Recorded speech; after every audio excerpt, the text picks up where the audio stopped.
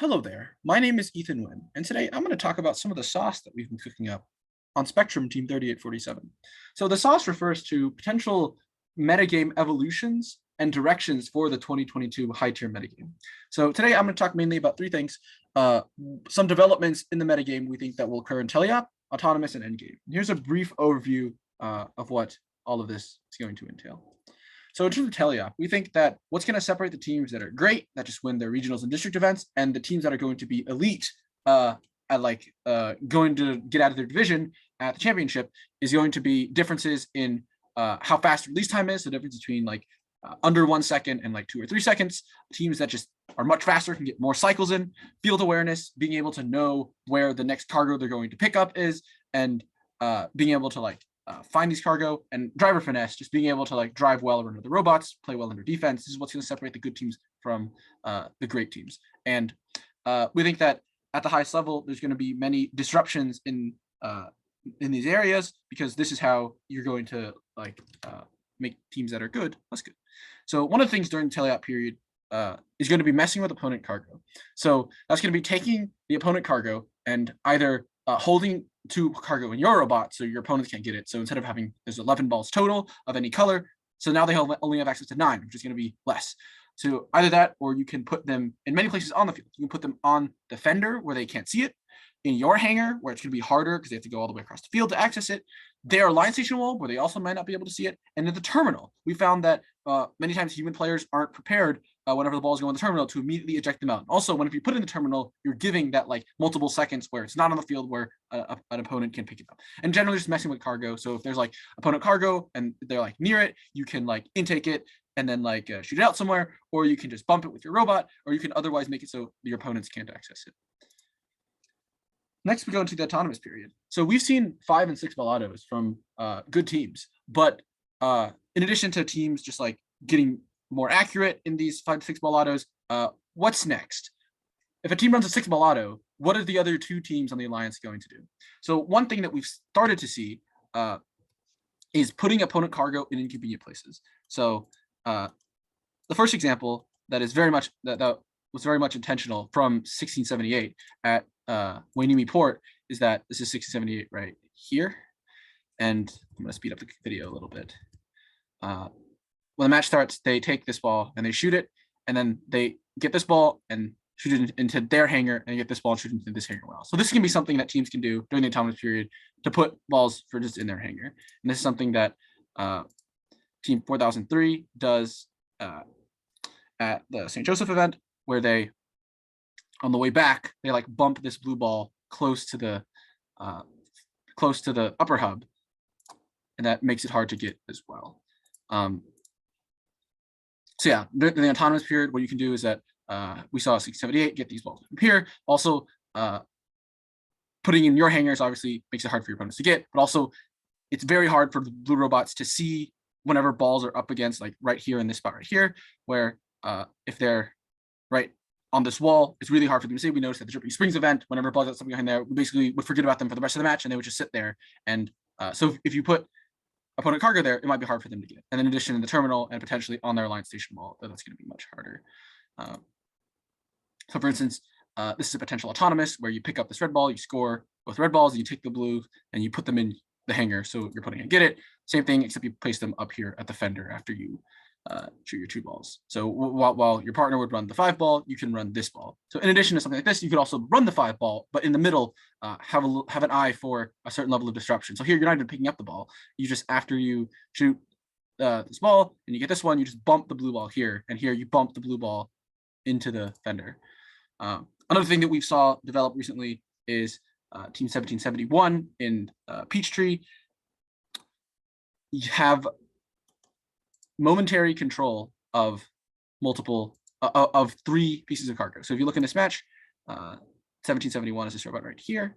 They fire off their first couple, and then here they get 3, 1 that's sitting here, 1 from the human player, and this one right here, and you see they shoot 3. And this is not a violation of any of the rules. So yeah, if you read G403, it says 2 cargo max, but robots that have greater than momentary control. And the definition of momentary is a rule violation fewer than approximately 3 seconds. So that means that if a team doesn't picks up 3 balls and shoots them 1 second after the 3rd ball goes in, there is no violation. And one might say, oh, it says that frequent control of 3 or more cargo would be egregious. So that, of course that would be a violation. However, this only, if you continue reading the blue block, it says frequent is an approximate count for frequent in this context is if the rule is violated more than 3 times in a match. But if you don't violate at all, which means it does qualify as momentary, then the egregious doesn't apply because it's not a violation in the first place. So this does, at the moment, by the reading of the text of the rules, this is legal. And I think we will see many teams do this if this continues. So for instance, in this autonomous right here, you could start here with your 1 ball, pick up 2 balls, and then immediately shoot. And there are a lot more things you can do, given that you can now hold 3 instead of 2. So in week 2, we showed this on Chief Delphi. This was 8515, our development team, and in quarterfinals we played against team 118, the Robonauts. And what we ended up doing is, with the cargo we had, we ended up displacing one of 118's cargo. And unfortunately, 118 did not score this cargo in the upper hub. However, the fact that we were able to prevent them from scoring one of theirs, in addition introducing one of our balls that they picked up and would score, this is something that we potentially could see be relevant further on in the metagame. So the one that we did specifically, we call the snipe and replace, which means you replace one of theirs with yours. So it's a +4 for you because you denied them the original 4 they would have scored. It's an additional +4 for you because they score 4 for you. However, it could be a -4 for you because you could have scored that ball in the high goal yourself. However, it depends on whether or not you're able to. If you are able to score that in the high goal yourself, then that would be a -4 for a total of net 4. However, if us for Photon 8515, the development team, we can only score in the lower hub. So it's only a net -2 in that regard. Therefore, overall, it would be a +6. And if you can't score that ball during autonomous at all, then you would get net 8 because you deny them. Therefore, you get 4 because they score it, and you couldn't have done anything else with it.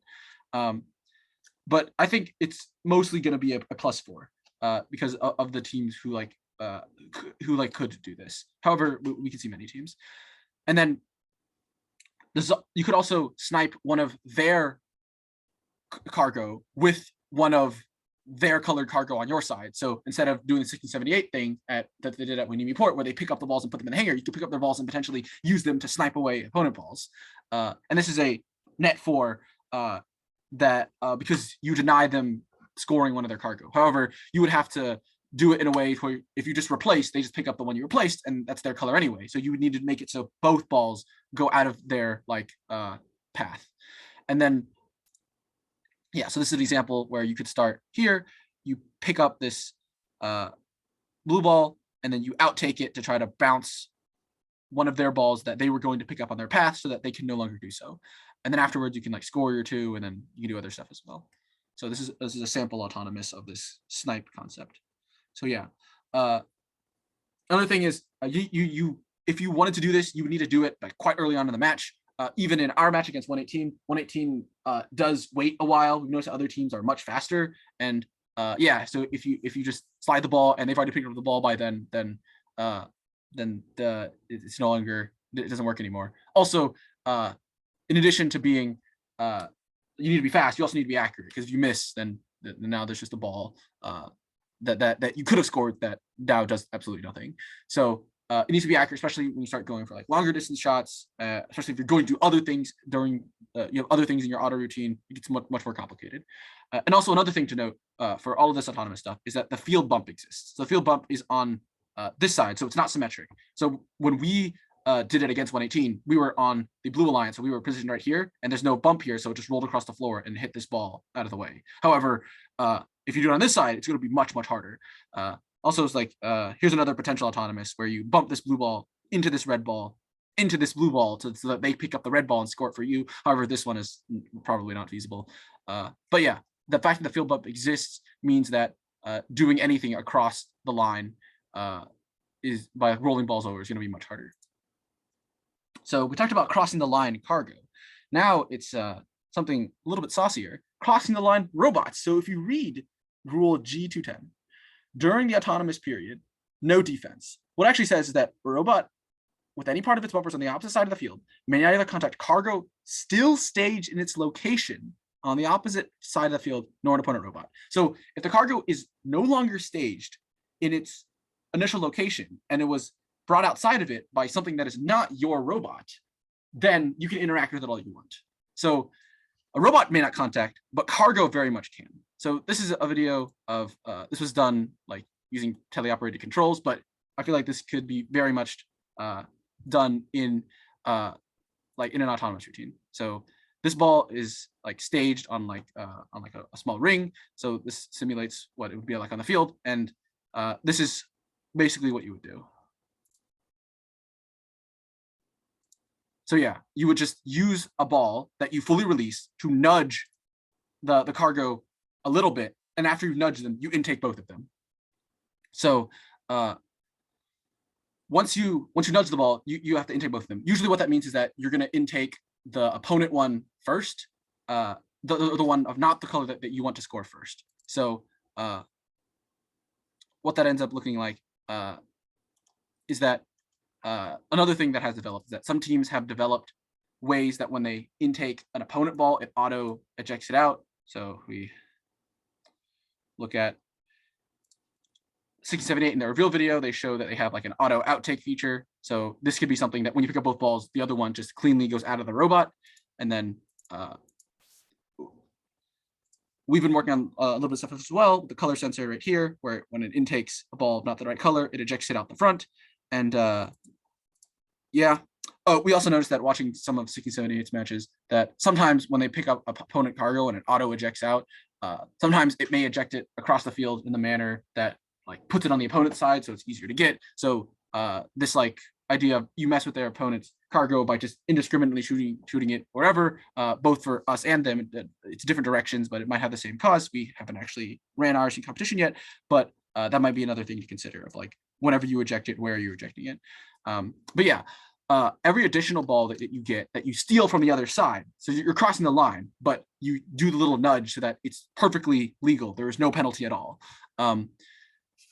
Every additional ball is +4. So that means that like at some point, instead of doing like you want that extra ball. So for instance, if we take a look at the field here, this is a 3-ball with steal. So you start here, you pick up this ball, you score both, and then you pick up this blue ball, and then you go up to this red ball. You this is the side with the bump, so it's a little bit more weird. You eject the blue ball to nudge this one, and then you pick up both of them at the same time, and then you discard the blue ball somehow, either by just by having some like auto eject feature like we do, or you can probably just shoot it out the top with some other color sensor stuff, and then you score the red ball. So this is while your partner can run the 5-ball on this side, you can run, instead of a 2-ball, you have a 3-ball, and that extra ball is an edge that probably can matter. And you don't, it's not just this side you can steal on this other side. You can pick up this blue ball and do the same nudge on this side. Yeah. So this is a hypothetical 8-ball autonomous. So this combines both the nudge as well as the momentary control of 3 or more cargo is fine. So you start here with 1 ball currently in your robot. You pick up this blue ball and then you nudge this, and whenever the blue ball goes back into your robot, you auto eject it. So now you have 2 balls. And then you pick up this 3rd ball, go here, shoot all 3 of them. Make sure you have momentary control. Back here, you pick up 2 more, come back here, shoot 3. Drive down here, pick up this red ball, pick up this blue ball, and then eject the blue ball. Do the nudge, pick up this red ball, and make sure that the blue ball goes out, so you don't have 3 more cargo. And then you shoot 2 in here, and now you have completed an 8-ball autonomous. In the middle of it, you can like nudge this ball into the hanger. You can do all this stuff. So now it gets into the realm of if multiple robots try to steal, people are going to realize that, oh, if I just put my robot there whenever they do the steal, they're going to bump into me and they're going to get a tech foul, because that's how the rules work. And yeah, and putting your robot there, if the robot bumps into you, this is definitely not like, oh, making them commit a penalty, because you're just on your side and they contact you. So that's a violation of G210. And yeah, so if someone knows that someone is going to do the steal, you go put your robot there, and not only do you get the tech foul, you probably mess up their whole entire autonomous routine. So what this means, what we think this means for the FRC game is that if stealing ever starts to occur, someone will do this and then nobody will steal again. Everyone will be really scared to steal. And then now it starts rewarding the people who risk it and try to do the steal, because committing an entire robot to sit there to prevent the steal means they're not doing other things. So there could potentially be a lot of rock paper scissors going on with these autonomous routines. Also, like there's two different sides. So like yeah, so this is a sample steal defense autonomous where someone scores into either the upper hub or the lower hub, and they just sit here so that if someone tries to steal, they can prevent that. However, notice that if you steal this ball, you now prevent your opponent from stealing because they need this ball in order to steal. So if someone is, for instance, running that 8 ball, if you just steal on this side, then you prevent them from either displacing your ball or from getting their ball, because you use their ball to get your ball. And it's mirrored.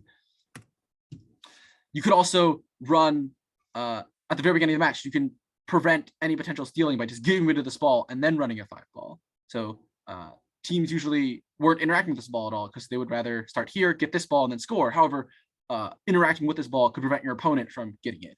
And this is just things to consider. So yeah, if you steal early and the opponent tries stealing late, you counter them because you need 2 balls to do the steal. And both alliances need the same set of 2 balls in order to do the steal, one to nudge and one to steal. And so yeah, this is like almost can grab-esque, because for the can grab in 2015, if you got the can, 1, you have a can, and 2, they don't have a can. So, and there's 2 of them, so who knows? So in addition, there's some other teleoperated alliance strategies that we had talked about. So initially from kickoff, we were thinking that the robot's mainly going to be 2 offense, 1 defense. Because there's only 11 cargo total, you might want your defense robot to hold 2 cargos to limit what your opponents can score. And this is something that we still think is going to be relevant.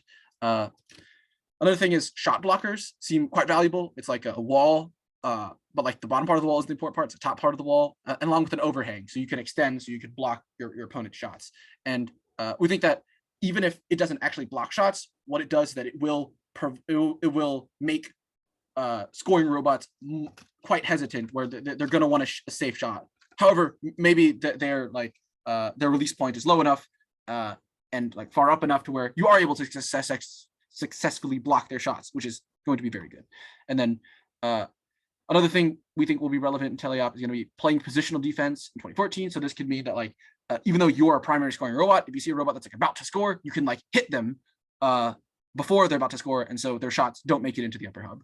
And also cargo defense, in terms of if you see that a team's about to pick up 2 of their cargo, you can like just run over there and hit them out of the hit the cargo out of the way so they can't pick them up, or you can even pick them up yourself. And if you have like an auto eject mechanism, you can eject them, or you can just intake the other way and just make the balls go out.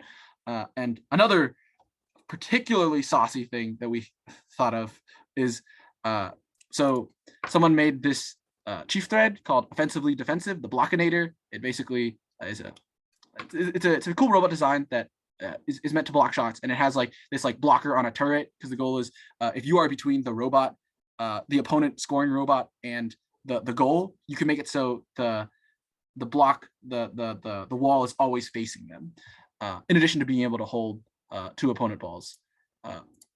However, we developed on this further. So imagine 3 turret swerve robots with blockers that during the match they hold 2 opponent cargo. So it's just like 3 blue robots with blockers and turrets that are just holding 6 red balls. So there's 11 balls total, and if you're holding 6, they only have 5 for the whole match, and you're playing hard defense on all the robots. In addition to that, they use G403, which is the momentary control clause, to be able to pick up that 3rd ball, that blue ball. And because they have a turret, they can constantly aim it towards the goal. And as soon as the blue ball goes in, it immediately goes out of the robot, out of the turret, into the goal to be scored. And the way that it works is that you always want your turret faced towards the goal in order to score, and score fast. And you always want your blocker faced away from the goal, because you're going to be in between the other robot and the goal. So what you can do is you can have the blocker, you don't even need the bottom part of the wall, you need the top part and the overhang. And then your turret now serves 2 functions. And in addition to that, you just play defense, and you pick up that ball whenever you can in order to be able to score it. We don't think this will actually ever exist. We don't think a single robot will ever do this. However, if there was a robot of just 3 of these and they ran this through champs, like I could see this strategy being very, very good. Though it won't happen. But yeah, just keep in mind that winning is not who scores like scoring a whole bunch of points. Winning is scoring more points than your opponent. that is creating a differential. So if you can decrease their scoring while keeping your scoring, that is very good. So yeah. End game. So we think that triple traversals are going to be a part of the game. However, we don't think it's going to be teams that like specifically accommodated for like, oh, they take up a really small sliver of space in the traversal bar. We think if two teams just climb this traversal bar, there's enough room in the middle where a team can just reach their arm in the middle and then just hang and just be like two robots next to each other and one robot kind of in front of them, like dangling on. They're just basically going to climb on top of each other, and that's going to be fine. We don't think those special accommodations are going to be too relevant. They'll be good, but I think we'll just see triple traversals at the highest level. And another thing that we've talked about is we think that at the highest level, like maybe Texas State champs, we think that alliance captains and first picks, the ones who have the quite good scoring, we think that what they're going to want to do is that they can score more. So for instance, let's take a world where someone goes back at 30 seconds to climb the traversal. Those teams can definitely score more, spending the last 30 seconds scoring as much cargo as they can, and then coming back late to do either a fast mid or a fast high climb. So if you're able to do a mid climb, that's 6 points. So that means, and versus the 15, you need to score 9. So if you score in that last 30 seconds instead of traversal, if you score 5 cargo and then mid climb, it's more worth it to do that than to traversal. And then for the high climb, if you're scoring like 3 or 4 total cargo, then that means it's going to be worth it to just score cargo in that last period and then go to do a very fast climb at the end. And we've seen certain teams design around this. We've seen, I think, Team 973 from California, a couple other teams. I was talking to an elite team from Texas in like mid-February, and they said that, yeah, we think that at the champs level, we'll be scoring balls into the upper hub until like maybe like 10 seconds, maybe even less, and then just going back at the very end to do a very, very fast high climb. So yeah, fast climbs are good. So much so that we think at the highest level, that third robot on the Champs Alliance is going to be picked because they get to have a traversal, and they can traversal at like 20 seconds, maybe 15 seconds, because they're not going to be able to contribute as many points late, whereas those really high scoring robots, like we saw 1678 doing very good cargo numbers, them scoring until the very last second and coming back to do a high climb, likely a high climb. And then in addition for endgame, we have climber defense and climber chicken. So the idea with chickens, like a game theory concept, is like who can wait the longest before chickening. So in this example, it's who can wait the longest while still getting back to the climb. So if you like play defense with your opponent and you both can't climb, then it ends up being a wash because you weren't able to climb. However, if you both climb, then and you weren't playing any climbing defense at all, then that's a wash as well. A wash just means it's like nobody benefits. However, if you're able to play defense with them enough to where they can't get back to climb, but you're fast enough and your climb is fast enough so you can get back to climb, you have now won that interaction. So that is the goal. In addition to this, in addition to climb chicken, some other forms of climber defense are just like if you know someone's climb is particularly slow, you can just prevent them from climbing at the very last minute and then continue on to like score your cargo or whatever. But yeah, basically, we think that climber defense, if climber defense becomes relevant, that means that teams might go back to climb earlier, which means they're not spending that time scoring cargo, which is good. Or they don't do that, and they are teams that just climb till the very last second, in which if you just go over there and prevent them from going to the hangar, then you just deny them like a potential 6, 10, or 15 points in the game. Final thing we have is project overtime. Question 134 in the Q&A states that extension after match is not penalizable because you can only get penalty for exceeding height in match.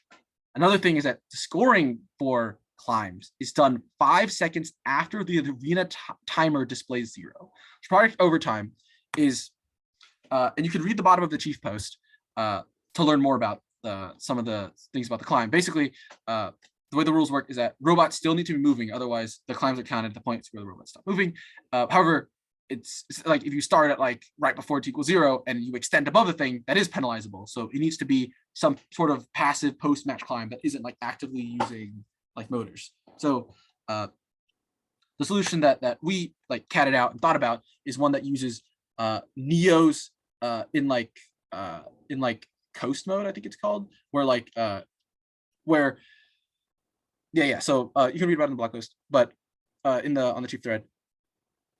Or you can have some other mechanical solution to where at the end of the match, maybe you have like springs that release, and then there's something at the very end that once it grabs on, it mechanically releases something else, so that another spring pulls you up. Basically, if you are able to extend after the match and not get penalized, and complete a traversal climb. So that's product overtime. And yeah, that's basically all the sauce that we had. So very nice.